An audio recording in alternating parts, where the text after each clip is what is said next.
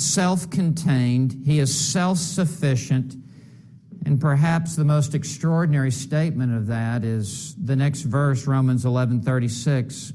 For from him and through him and to him are all things. That's an all-inclusive statement. That it's all from him, it's all through him, it's all to him. That all things are from him means that God is the source of everything. That all things are through him means that he is the means of all things, and that it is to him means that he is the goal of all things. There is nothing outside of that statement. There is no reality outside of that statement.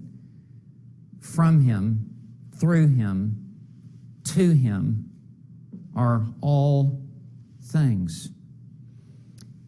In the Reformation Study Bible, in the footnote at that point, it says, all things are from his sovereign will, through his sovereign activity, and to his sovereign glory.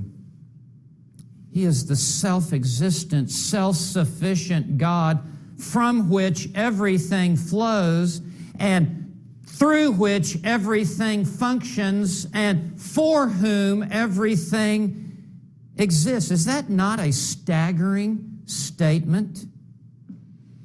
Nothing originates in itself, nothing proceeds in itself, and nothing is for itself. The happiest and most joyful moments of our lives are when we truly contemplate and meditate upon this truth. Our hearts were made for God. Our hearts are restless until they find their rest in God. And the greater our understanding of who God is, our own heart is equally enlarged and filled with contentment and satisfaction and pleasure in our God. 1 Corinthians 8, verse 6 says much the same.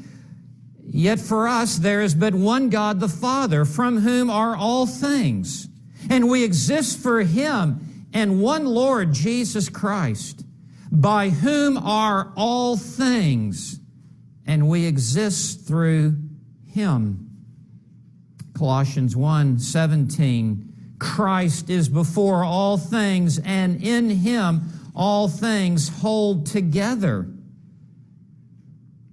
Hebrews 1, verse 3, Jesus upholds all things by the word of his power.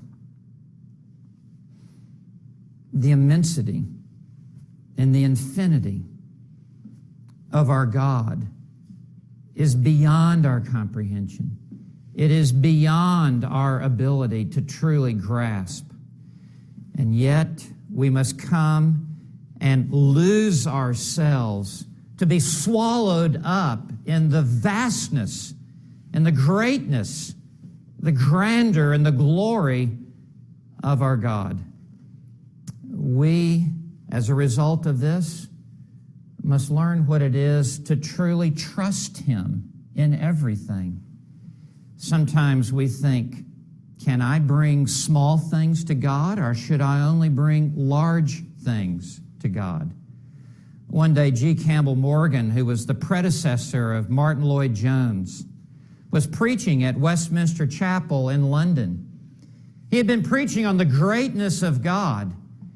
And after the service, a very proper, Victorian-like lady came to the front door of the church as Dr. Morgan was greeting the parishioners as they were leaving. And she took Dr. Campbell's hand with her white gloved hand and said, Dr. Morgan, may I bring little things to God or only big things? Dr. Morgan looked at her with a twinkle in his eye, and he said, "Ma'am, everything in your life is little. There is nothing big in your life. Not compared to God, right? God is God, and we are but the creatures of His hand. Therefore, we must bring everything to God. We must trust Him with everything. Trust in the Lord with all of your heart, and lean not on your own understanding. In all your ways acknowledge Him, and He will direct your paths." What an encouragement for us as we think of this self-existence of God. There is not a need that we have in our lives, but that He is the supply.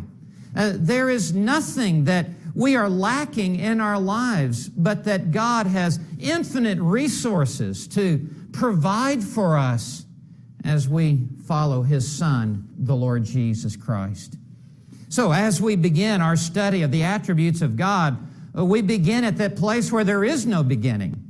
We go back to eternity past, and when we cannot go back any further, there is our eternal God, self-sufficient, self-satisfied, self-contained, possessing all life in Himself, ready to uphold us, ready to strengthen us, ready to encourage us as we live our lives. The greatness of our God will encourage greater faith that we put in Him as we look to Him and rely upon Him, who is infinitely capable of meeting our every need.